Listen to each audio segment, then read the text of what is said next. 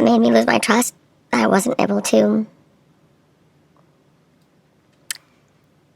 recover from. What's up, y'all? It's Brian Keith, and I'm back with another video. Today, we're gonna be talking about the Real Housewives of Beverly Hills. I mean, shout out to Kyle, that's all I can say. So, y'all, I am going to, tap dance on some new names, but y'all, like, comment, subscribe. Let's get into the video. Yeah, let me check my shit real quick. Hotter than the fire coming out my flaming lips. You wanna play with me? You can't play in me. On the playground, bitch, you can't play with me. Got it, want it, securing the back. All right, the episode opens up with Sutton, and can I just give Sutton a shout out for real? Because in these relationships, these modern families, these wealthy, men use a lot of women as a status symbol, as a, trophy wife, as a, stand here, look pretty, but don't talk. It's a lot of that. I celebrate this new, strong, independent woman. And I want to show Porter that as women, we can do this. I lead while you follow behind me, right? Never beside me. That's really how a lot of these relationships are. Not all, but I would say 75%. That's how a lot of them are. A lot of men are in relationships, especially very powerful men. A lot of them don't really want a equally as powerful woman because, you don't want them to steal the spotlight, right? So I feel like when Sutton's talking about, she's going to the jewelry store with her, a private jewelry store with her daughter, Porter. And, she's basically talking about, coming into her own as a wealthy woman. She could have just been at home chilling, kicking her feet up. But she was like, you know what? I work. People around here, we go to work. My jewelry. This is like freedom. I can do whatever I want and there's no guilt around it. I said, yes. Damn, she's a working girl. And I love that for Sutton, for her to actually reclaim her power and for her to tell her daughter, get married, have fun, chase your dreams, have kids, do all of that. But never lose your identity and your self, who you are in the inside. Never lose that within someone else. I see a lot of my friends, a lot of people go into relationships and they always say, we become one. We become a unit. We become whole. And I always feel very much pushed back on that ideal because I love myself and I love my personality and I never want to dim my light to, morph into something that's not authentically me. I want to make sure that when I'm in relationships with people, because I've done this as well in relationships, like I've been in 3 relationships and I've definitely done this in relationships where you morph yourself into the image of this other person instead of who you actually want to be. So I had to get my hat off to Sutton to basically trying to show her daughter, when everything that happened with your dad hurt me, but I came out on the other side better. Kind of lost my independence a little bit. And now, I can't believe what I've been able to do. I also want to talk about how people are calling Garcelle the villain of the show. And I find it funny. Is Garcelle the villain of the show because she talks about situations that the other girls don't want to talk about? Is Garcelle the villain of the show because she brings up the topics that make fucking sense? Is Garcelle the villain of the show because when people say, well, my husband stole the money, I had nothing to do with it, even though you're $20 million went into your account, or when you're over here changing rings, changing lifestyles, and it's like Garcelle's not accusing you of anything. She's just asking the question, right? So I'm just confused on Garcelle's the villain of the show. And my whole thing is, the thing I like about Garcelle is not scared, even though she is uberly famous and she always will be that, period. Is the fact that Garcelle is not scared to get into the mess with the girls and really go there because she knows what this is. She knows this is Housewives. She knows that one year everybody's gonna have their season. People gonna come after her, and it is what it is. The only thing I don't like what Garcelle does is keep playing fake with Dorit like they cool. You don't like Dorit, she don't like you. Y'all ain't gonna ever be friends. Let's call a spade a spade. Like, I don't like you, you don't like me. Cool. I can work around you, but girl, you ain't my type of bitch. Just say that. But one thing I do not like is when you have people on Twitter, i.e. talk about, the girl that throw out the race card. Bitch, fuck you. Yeah, because who are you who I can't even say you went through anything. That's none of my business. At the end of the day, Garcelle's coming from her perspective of a situation, and y'all be like, oh, she's over here throwing out the race car. When Dorit said, oh, you attacked me. Garcelle was right in what she said.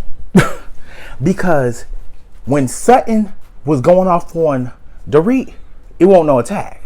But when Garcelle calmly stated that, hey, it feel like you're over here trying to embarrass my friend. Garcelle, you attacked me? And then y'all over here on the internet, on Twitter, want to type your little fingers and just say, oh yeah, you know, she always want to throw out race. So the nigga, it irritates me because I'm just like, that's how it always is. And this is why a lot of people in these settings that are in, when you're in the minority, it's already hard enough to speak up. And then you got people that look like you. They have people that's already in oppressed minority groups still talk about, oh, you talk about, right? Like literally, first of all, I have a career that I'm not going to jeopardize for no bitch. 1, 2, I'm not going to give you the satisfaction for me to ever take it to that level because that's what you want. And the people want Garcelle to scream, holler, yell. They want her to be the stereotype so they can call her. That's what they want, right? So it just irritates me for, you know, them to sit up here and talk about, oh, Garcelle, she over here say you can't attack me. That she's the villain, right? And my whole thing is she gonna be the villain? Be that. Because the thing about it is she actually got your girls to actually start talking. Erica Jane didn't want to talk about nothing. If they didn't ask the questions, we would end up like Salt Lake City when Jen is talk about nothing going on. Right. So that's why it pissed me off. It pissed me off. Yeah.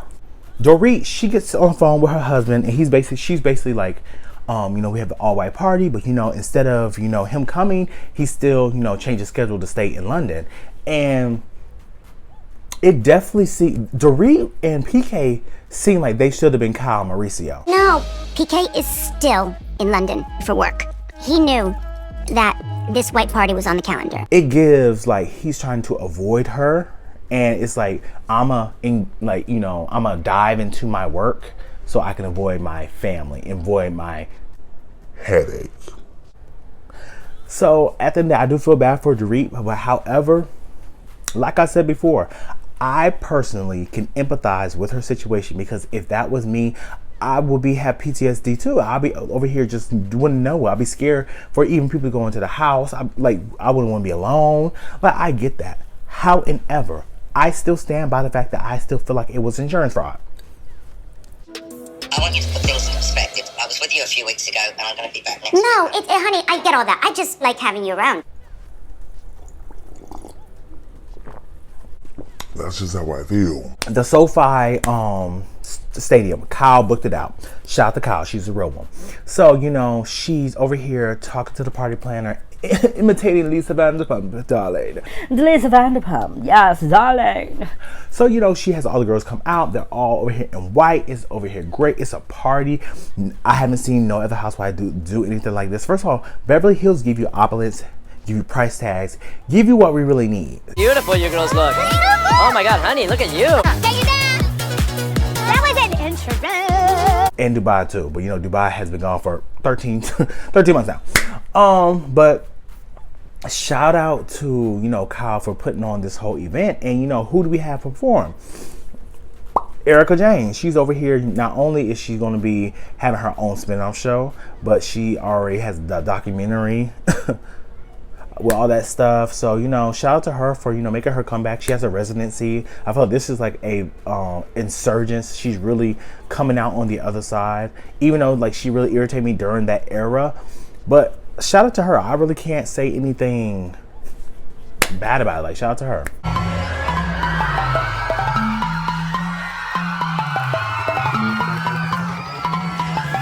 So at the end of the episode, really, it breaks.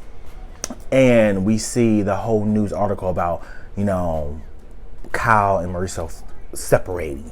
Dramatic, this and the third. And the part that really has me triggered a little bit was the sit down with Mo, Kyle, and the daughters. We haven't talked about a divorce. Just so you guys know that. Obviously, we're no stranger to rumors. A little backstory of mine. My parents got divorced when I was 6 years old. Well, they got separated when I was 6, divorced when I was 8. And they both got remarried. Then they both got divorced again. So that's a total of 3 divorces I've witnessed within a span of 25 years.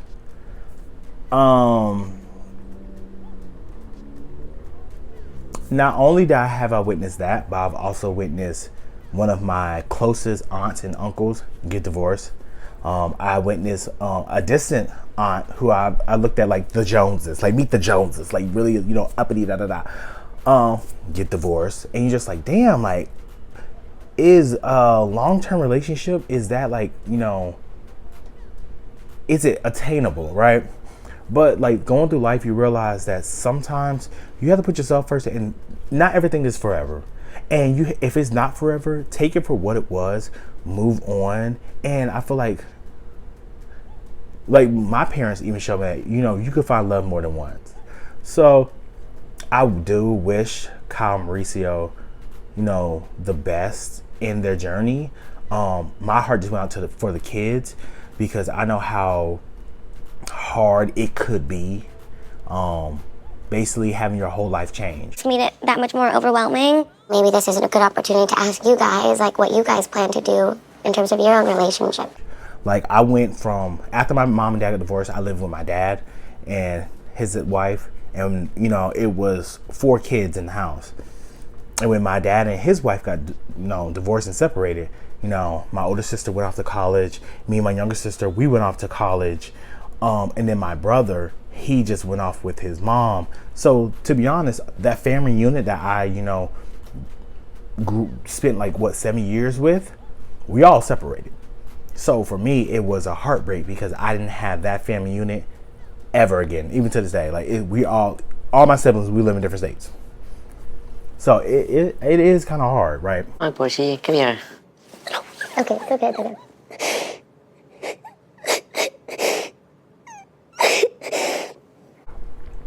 That's not my decision to make. That's the people's marriage that's their decision ultimately to separate. So I want the message out to any kids that's witnessing a divorce or witnessing a crack. It has nothing to do with you, but it has all to do with the person or the people that's involved. That marriage it is. If they choose to sign on papers to separate, that's their situation. It has nothing to do with you. So you cannot internalize it. Because I definitely, for me, going to college, starting college in 2012 on A&T campus, starting college over here, feeling like I literally causing a divorce. That was already a mindfuck as was. But going through therapy, talking about it, being with friends, growing up, and actually having these experiences now as an adult, you realize that this shit didn't have shit to do with me. And that's just what it was. Right? But, Kyle seemed like she's going to come out on the other side. She's a strong woman. However, Mauricio is over here at Sutton and bopping over here in Aspen. And Kyle, it basically came out and said that she something happened where she felt like she lost trust. Kyle Richards and Mauricio Mansky have separated after 27 years of marriage. For me, him not coming to that memorial for her best friend that passed away, that finito. Goodbye. I don't care about all them. You talk about all the agencies you open up, all these businesses. I don't give a fuck about none of that. I don't care about none of that, because if you have all these agency openings up, you could have found someone else to take your place instead of you going, right? So priorities were fucked up. So at the end of the day, we'll see what happens. Maybe they'll get back together and be like a Nene and Greg. Maybe not, but it's not my marriage, it's theirs. So we'll see what happens. Also, Dorit and Kyle are in this weird spot. Kyle, basically, Dorit is upset because she feel like Kyle is downplaying their friendship. To be honest, I didn't feel like they were that close of friends anyway. That's just me. I feel like this shit is it's for TV. But I was like, maybe Kyle is more of a girl, this is for TV. And maybe Dorit was like, oh, I thought we were really friends. I don't know. We got to see to the reunion, because we found out that the reunion comes on next week, followed by Miami, and then Miami comes on that Thursday. What is going on with the schedule? Like, please say Dubai about to come out. Something. When it comes to the ladies and who should come back for season, what, 14? The Real Housewives of Beverly Hills. Obviously, Garcelle and Sutton should come back because they shake up the room. Kyle, I feel like she definitely should come back. Erica, she has so much going on, she should come back. Anne-Marie, bring her back. I feel like there's a lot that we don't know about her, and there's a lot I want to know, especially with this whole scandal she got going on with her husband. Let's see what happens. The only two for me that I'm questioning is Crystal and Dorit. Crystal, I feel like you will sleep this whole season. Dorit, I really don't know what's going on with you and your bubble. So, I don't know. Those are the only two that I'm questioning. For real. Like, they could. I mean, there's still so much we can talk about. And to be honest, I feel this is why Kyle and Dorit are beefing at the end of the season, because Dorit has always been at the bottom of the totem pole for me, and I feel like she's outstaying her welcome. However, her story keeps evolving because people keep dragging her in, like how Erica brought her up at Watch What Happens Live in BravoCon. Random as fuck. They talked about it the next season. Now Kyle and her doing this at the end of this season. They ain't dumb. They know that as long as the story keeps going on, I might come back. Dorit can go, to be honest. She already gets Ray Ray. I don't like it. If you know what Ray Ray is, then you know. The reunion looked like it's gonna be cute. I ain't gonna hold you. Looks cute. I just wanna know why the fuck is Kathy there? Y'all know either? Neither do I. But y'all, let me know what you guys think. Like, comment, and subscribe. And I'll see you guys in the next video. Peace. Brian Keith, LG, Black Butte. Bet you didn't know we the Holy Trinity. Now let a guy stop a y'all and break your head here. Step into the room and get up in the bed. It tastes sweet, that's cause I'm good. It tastes sour cause I'm better than the hood. Cause I get you hyper when I'm running all around.